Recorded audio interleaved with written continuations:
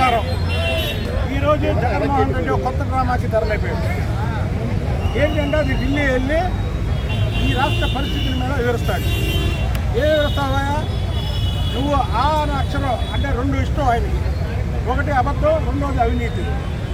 నువ్వు నీ అవినీతి గురించి ప్రధానమంత్రి మోడీ గారికి చెప్పగలవా? రెండు అబద్ధం లేకుండా ప్రధానమంత్రి మోడీ గారికి చంద్రబాబు గారికి హామీ ఇచ్చినట్టు ఎక్కిన మరుక్షణమే 3000 పెన్షను, ఈ 2000 పెన్షన్ 3000 4 దఫాలుగా పెంచితే చంద్రబాబు గారు ఒక్కసారిగా 4000 పెంచడమే కాకుండా ఏదైతే ఏప్రిల్ నుంచి ఇస్తున్నారో ఆ 3 నెలల్లో 1000 రూపాయలు కూడా కల్పించారని చెప్పగలవా? నీ గుండెల్లో మేము చేసుకొని చెప్పగలవా? ఇవాళ మేము మహిషాసుర మధ్యనితో ఉన్నటువంటి అవతారం ఉన్నటువంటి ప్రభని కట్టడం, దాని వెనుక చంద్రబాబు గారు ఉండడం ఏమిటంటే దానికి అక్క ఇది నాకు పురాతనం నుంచి కూడా ఇక్కడ అమ్మవారి గుడి దగ్గర ప్రభలు కట్టడం అలవాటు.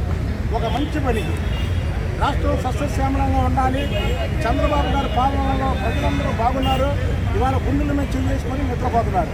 కానీ ఈ జగన్మోహన్ రెడ్డి అవినీతి, అబద్ధం. ఇది తండ్రిగా ఉన్నప్పుడు 42,000 కోట్ల రూపాయలు ఈడీ జప్తు చేసిన మాట అందరికీ తెలుసు. మేము ప్రధానమంత్రి మోడీ గారికి ఇక్కడి నుంచే అమ్మవారి దగ్గర నుంచే ట్యాక్స్లో ఆయన చెప్పుకునేది ఏంటంటే ఈయన వాళ్ళ తండ్రి ఏదైతే ఆయన 2009లో అఫిడవిట్ చేశాడో అందులో 2,900 లక్షల రూపాయలు ఆయన రిటర్న్స్ చూపించాడు. 2003, 2004లో అతనికి 9 లక్షల రూపాయలు కేవలం. ఆయన 2009 వచ్చేసరికి 77 కోట్ల రూపాయలు మళ్ళీ అఫిడవిట్లో చూపించాడు. అలాగే ఆయన స్థాయి అవినీతి ఎక్కడి వరకు వెళ్ళిపోయింది అంటే రాజశేఖర రెడ్డి గారు ముఖ్యమంత్రి అయిన తర్వాత అడ్వాన్స్ ట్యాక్స్ 5,000 కోట్ల రూపాయలు అడ్వాన్స్ ట్యాక్స్ కట్టే దీనికి వెళ్ళిపోయాడు. అలాగే అవాళ దానిపై 84,000 కోట్లు అడ్వాన్స్ ట్యాక్స్ కట్టడం అంటే ఏ స్థాయి అవినీతి జరిగిందో మీరు ఒక్కసారి ఆలోచించండి. 5,000 కోట్ల రూపాయలకి 84 కోట్ల రూపాయలు అడ్వాన్స్ ట్యాక్స్ కట్టాడు. మరి ఇప్పుడంతా వాళ్ళ తండ్రి దోచుకున్నప్పుడే ఆయన మీద 42,000 కోట్లు ఈడీ జప్తు చేస్తే ఇవాళ ఈ 5 సంవత్సరాల్లో ఇసుక, మద్యం, గ్రానైట్ రకరకాల దోపిడీలు చేశాడు. లక్షల కోట్లు దోపిడీ చేశాడు. నీ స్వహస్తాలతో, నీ ఎమ్మెల్యేలు, నీ ఎమ్మెల్సీలతో నా మీద కూడా విచారణ జరపండి.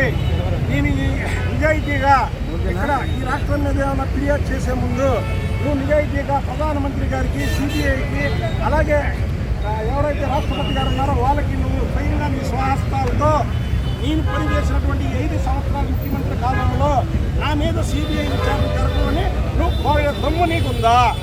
లేదు.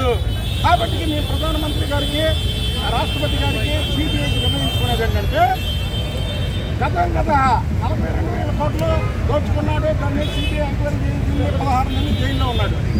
ఇవాళ ఈ 5 సంవత్సరాల మీద కూడా సిబిఐ ఎంక్వైరీ జరగాలి. జగన్మోహన్ రెడ్డి అవినీతి బయటపెట్టాలి.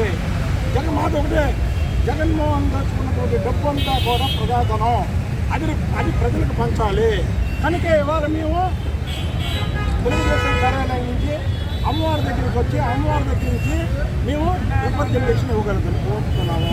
అదొకటి. ఇంకొకటి ఏంటంటే రాష్ట్రంలో తెలుగుదేశం పాలన వచ్చాక లా అండ్ ఆర్డర్ లేదంట. అసలు లా అండ్ ఆర్డర్ గురించి మాట్లాడే అర్హత జగన్మోహన్ రెడ్డికి ఉందా? ఒకటే చెప్తున్నాం. ఈ టైంలో ఈ 50 రోజుల్లో ఎంతమంది హత్యలు చేశారు, ఎంతమంది బీసీలు హత్య చేశారు? మన పల్నాడులో జరిగింది కూడా మీరు గొడవపడి వాళ్ళిద్దరూ కూడా వైసీపీకి చెందినటువంటి వ్యక్తి, వాళ్ళు గొడవపడి హత్యలు జరిగినాయి తప్ప అది రాజకీయ హత్య కాదు. రాజకీయ హత్యలు ప్రోత్సహించే మనస్తత్వం చంద్రబాబు నాయుడు గారికి లేదు. ఈ మనస్తత్వం ప్రతి ఒక్కరికి తెలుసు. చంద్రబాబు నాయుడు గారు లాంటి నిజాయితీ పరులనే జైల్లో పెట్టినటువంటి వ్యక్తివి.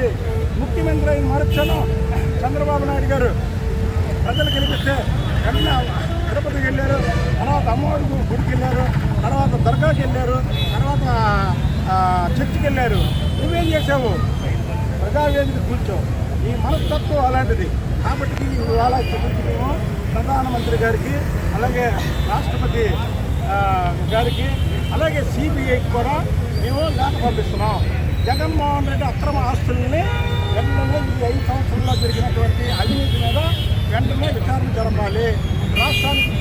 రాకుండా రాష్ట్రంలో ఏదో జరుగుతుందని ఒక క్రియేట్ చేయడానికి ఇవాళ జగన్మోహన్ రెడ్డి అక్కడికి వెళ్ళి ఇక్కడ ఈ రాష్ట్రం మీద క్రియేట్ చేయబోతున్నాడు. ఏమైనటువంటి వ్యక్తి, మచ్చలేనటువంటి వ్యక్తి చంద్రబాబు నాయుడు గారు. నువ్వు ఆధారాలు లేకుండా ఆయన ఏం చేయకపోతే లోపల చేసావు కాబట్టికే దాదాపు 100 దేశాల పైగా ప్రజలు నిరసనలు వ్యక్తం చేశారు. 100 దేశాల నుంచి నిన్ను ఓడించడానికి ప్రజలు ఇక్కడికి వచ్చారు. ఇంకా బుద్ధి రాలేదా జగన్మోహన్ రెడ్డి? నీకు దమ్ము ధైర్యం ఉంటే నేను ఛాలెంజ్ ఉంటున్నా. మీరు వాళ్ళు అలాగా ఢిల్లీ వెళ్ళారు కాబట్టి స్వహస్తాలతో రాసి ఈ 5 సంవత్సరాలు నేను ముఖ్యమంత్రిగా పనిచేసిన దాని మీద సిబిఐ ఎంక్వైరీ కోరుతున్నాను. నిజాయితీ పొరడు అయితే కోరగలవా? నువ్వు నిజాయితీ పొరడు కాదు కాబట్టి నువ్వు కోరలేవు. ఈ రాష్ట్రం మీద ముందు వెళ్ళడానికి నువ్వు ఢిల్లీ వెళ్ళావు.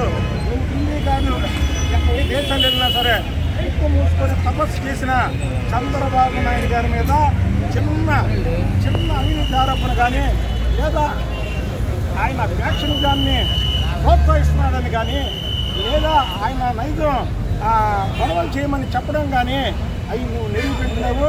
కనుక ఈ బయోడేటా ఇదంతా కూడా మేము ప్రధానమంత్రి గారికి, రాష్ట్రపతి గారికి, అలాగే సిబిఐకి, అలాగే మీడియా మిత్రులకు కూడా ఇదంతా పంపిస్తున్నాను. కాబట్టి జగన్మోహన్ రెడ్డి మీద ఒకవేళ ఇమ్మీడియట్గా సిబిఐ ఎంక్వైరీ చేయకపోయినా జగన్మోహన్ రెడ్డి మీద సిబిఐ ఎంక్వైరీ జరగాలి 5 ఏళ్ల పాలన మీదని నేను డిమాండ్ చేస్తాను. Okay sir.